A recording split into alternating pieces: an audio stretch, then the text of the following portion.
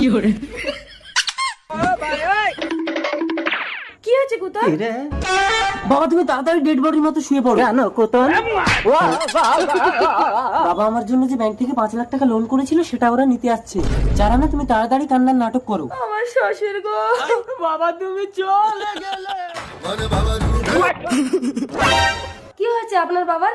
আমার বাবা মারা গেছে। ও সেট, মরার আগে উনি যদি এই ফর্মটাতে একটা সই করে যেত তাহলে ওনার 5 লাখ টাকাটা পুরো ছাড় হয়ে যেত।